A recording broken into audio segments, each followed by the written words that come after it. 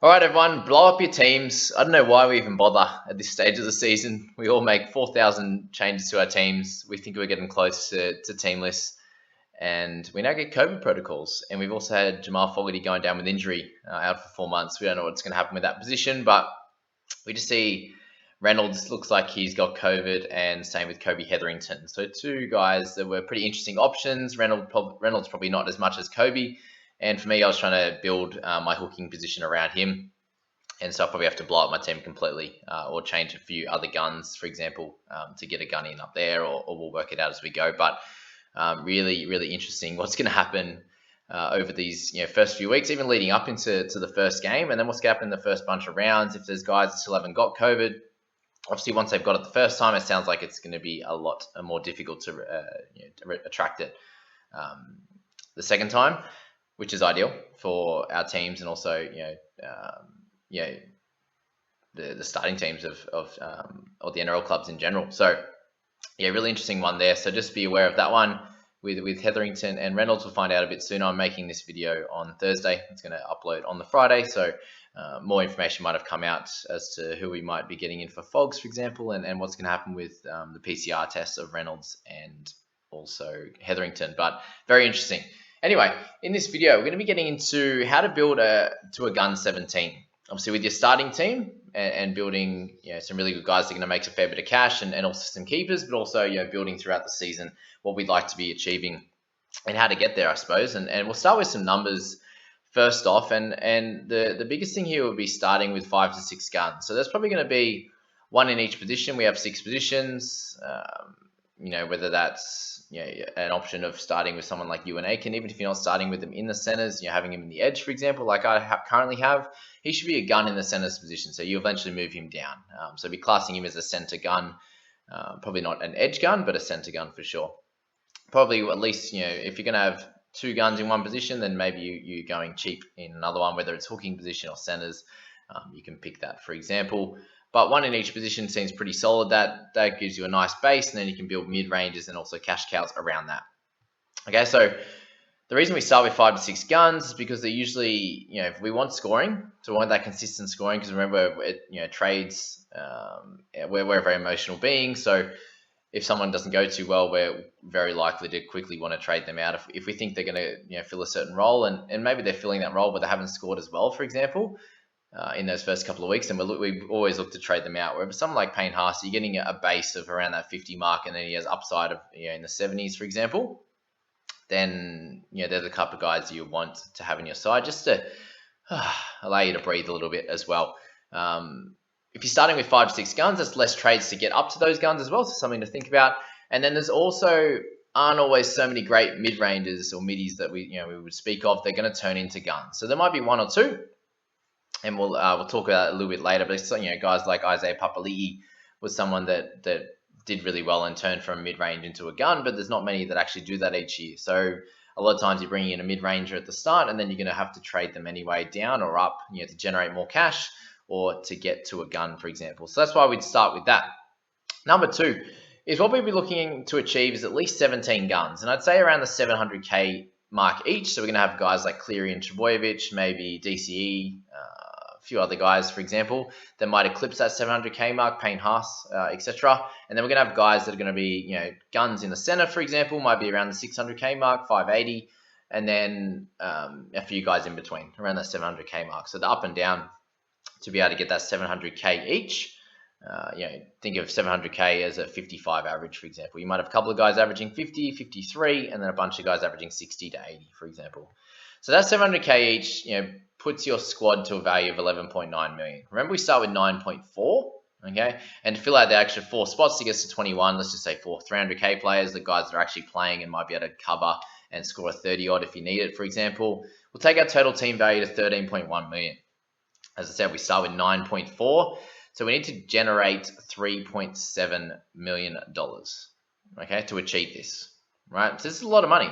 But it's obviously the minimum of where you want to be to do really well. And you look at some teams that were in the top 100 last year, and they were anywhere over 13 to 14 million, 14 and a half. Sometimes if they did really well with a bunch of the cheapies at the start of the season. And I think last year there was a fair few better cheapies, guys like Walker, who turned into high mid-ranges. You're making 300k on these types of players, for example.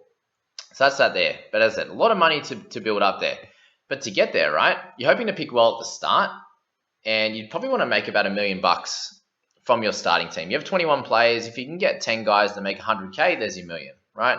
You're picking 5 to 6 guns, and you say 5 to 6 that aren't going to make you any money or aren't going to go too well. Okay, maybe a few of these guys make 50k each, right? And you make up that 100k through that sort of 15 or 16 players, for example, right? So that leaves you with that 36 trades to build another 2.7 million. Okay, doesn't seem too bad now, right? What you'd probably want to do is take approximately 9, 10, 11 trades out for injury, suspensions, COVID, buy cover. Okay, and from there, you're probably going to need to make around that 100k for each trade to get to that gun 17 or 18. You might have a guy that, if you do really well, you might have an 18th man that's 500k, right? That's going to score you a 40 to 45, which will need probably 18 decent players by the end of the season, which is going to be hard to do, but that's how you end up winning the comp, right? That's the only way you do it. If you don't have that gun 17, 18, then you're going to be around that 1,000, 1,500, 2,000, 3,000 mark in the rankings, right? Okay, so this is why we talk about getting that 8 to 10 points of value. 8 points is 100k, so it's 12.5k per point. If you times that by 8, you get 100k. 10 points of value is 125k in increases. So it's it doesn't seem sometimes it doesn't seem too hard to get that 10 points of value. There are guys that might make you 20 points of value, 250k, 25 points if they go from a rookie to being a decent mid-ranger in the 550k mark, or even to a gun, which has happened in some years. So some guys you'll get higher than that, some guys you'll get lower, but we want that average to be about 100 to 125k per player. So how to achieve this? That's the big question. In terms of trading strategy, you only want to make a trade if you're trading out a person who is injured, suspended, injured or suspended, for example, for 2 weeks or more. They get COVID, however that's going to work, right? 2 weeks is even pretty close. If they're a gun, for example, and if they were maybe if it's at the start of the season, 2 weeks you want to hold. If it's getting closer to Origin and if it's someone like Cleary, they're out for a couple of weeks and then they're going to come back and play Origin and miss a few weeks, and that extends that period of out. So you probably want to trade them out, right, and use that money and bring that back later in the season. Probably a bit of a harder one with Cleary if he's over $1 million the whole year. Someone like Payne Haas at 780, for example, might be a better one to trade out because he's easier to get back into your side. Something to think about there. The other option is if your player isn't getting the role that you thought they would receive, and therefore possibly losing some money and maybe some points production as well. They would be your only reasons to make a trade in that section there. And the only way to actually bring someone in, so that was more about trading someone out. The reason to bring someone in is if you think they're going to score well in your starting 17. That's a really important one. If that's a rookie, you think, okay, I can start them and they're going to score 30 to 40 and make me a fair bit of cash.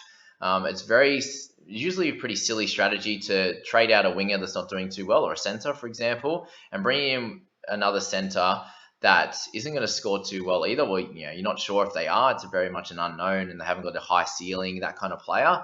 And they end up, sitting in your 18 to 21 and not scoring for you, and also not making money. That's the worst type of trade you can do. Bring in enough for a guy that's not going to that's not scoring too well for another guy that ends up just sitting as a red dot, or plays a few games and loses their spot. That's probably the very silly way to do that, right? So bringing in a player who is going to score well in that starting 17, and therefore will make you money as well. If they're scoring well, they're going to make you cash. So 80k plus would be a goal. That's sort of at least 7 points of value there, for example.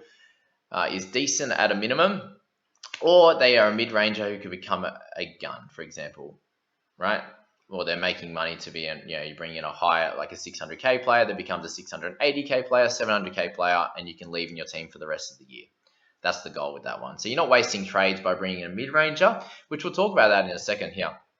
Because the majority of the time, apart from some standouts like Papali'i that we spoke about last year, mid-range players don't usually become keepers. Okay, just keep that in mind when you're bringing in keepers mid-range at the start of the year. What you're using them, you don't have to trade to bring them in, right? You're using them to get some scoring production and hopefully a little bit of cash, right? In build-up, and then you can trade them up to a gun, or you can trade them down to a cashie to make you more money to get you to guns later on in the season. Please, in the comments, if you're not exactly sure what this means, or I'm talking a little bit too quick, go back and listen to that again, or read that on the screen there. This is usually why the strategy of guns and cashies works way better throughout the season, because you're not wasting trades on these mid-range guys. You bring in a cashy, he's more chance of making money than someone in the mid-range, right? Because the mid-range guys, they're averaging somewhere between 35 and 45 is what they'd be priced at, and they have to exceed that by close to 10 points, which is often pretty hard. If you're priced at 40, you have to score 50 every week on average, right? That means you're getting 60s in there. You're getting a 40, and you're averaging that out to get those points. But if you're priced at 18 to 25, you only have to score in the mid 30 to 35 to make a decent amount of cash, and that's a lot more realistic if you have a full-time role on the side, whether it's in the wing, fullback, centers, starting half if there's an injury. Even a forward that's going to play 45, 50 minutes can get 30 points pretty comfortably with a fairly low PPM, for example. So that's the theory there. That's mid-range players. Can cause you to waste trades because you're not going to be wanting them at the end of the season, for example. Okay, last couple of points here. So I'll talk a little bit about a head-to-head strategy. In this one, cash generation is going to be super important at the start. Points production when season starts to matter during finals. So cash generation at the start. Some of your games in those first head-to-heads, if you've picked a decent team anyway, you should be winning a bunch of these games. But even if you're not, you're building up that cash to then bring in guns throughout the season. And that's when your points production is going to go up, and you're going to start winning games when it matters. Coming into building some momentum coming into the finals is going to be super important for your team. And then you want to be keeping trades in the bank to win these final series. So wasting trades on mid-range players, for example, or trading out keepers for 1 to 2 injuries, suspensions, COVIDs, for example, is a big no-no in your head-to-head strategy. So keep an eye on that one throughout the season, and jump back into a video like this just to breathe, right? Because as I said, the mental side of the game is crazy. We can all think, very literally and very stats-based at the start. But once you get into the season, that mental side of it becomes really, really difficult to sort out. So keeping trades to beat your mates, whoever you're playing against, if it's in a cash league, whatever it is, keeping trades to beat your mates. But making sure throughout the season that you're getting every obvious cash cow. And these guys are actually really obvious. It's been Jack Birds in the past, Sam Walker last year. If they get that opportunity and they've got talent, then they're going to make money. They're going to do well. Unless they get unlucky and get injured, for example, but everyone's copped that. Everyone's brought them in.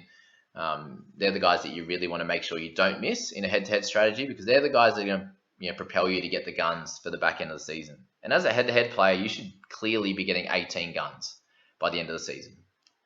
Reason for this, you don't have to make stupid trades throughout, well, not stupid trades, but you don't have to make a lot of trades throughout the middle of the year in that origin and buy period to keep up your high scores, because most head-to-heads comps don't have matches throughout the origin or buy period, for example. And even if they do, both teams, the teams you come up against are going to be having a tough time fielding a full squad anyway. So I wouldn't be stressing too much through that period to make those extra trades, and you can save them to make sure you get the right cash cows, build to the right guns, and do really well. So that's that there with head-to-head strategy. And in our draft strategies, just a quick one there. Not too dissimilar there, but you want to be filling the important positions. Okay, the ones that has less guns in them. For example, hooker this year, you've only got guys like Grant, Cook. What else do we say? There's one other just popped up. Anyway, mids, for example, there's a few less. Centers, there's always a few less guys that you really want to have. And guys that are in dual position is going to be really cool as well. And then you want to be building from there. You want to be picking up guns throughout only a few weeks, for example. Suspensions, McInnes, for example. Harry Grant's out for 1 week. I'd be picking him up pretty early on, for example. The value doesn't matter. We're looking for, in Classic, we're looking for value players, but in this one, it's all about consistency and point production. Is your player going to be there for the majority of the time? Are they, really consistent in terms of less injuries? Are they injury prone? These are all things to think about, right? And again, the back end of the year matters the most. Whereas Classic, obviously, the beginning sets you up perfectly for the rest of the season. So that's my thoughts, guys, on all those topics. Let me know if that was informative, if that really helped you out. I'm really appreciating all the support in those comments sections as well. I appreciate all you guys so much. Please hit like and subscribe if you're new to this channel, and jump down to the banner at the bottom there. We've got the Discord group, we've got the league code, my Twitter as well, which I'll start posting from round 1.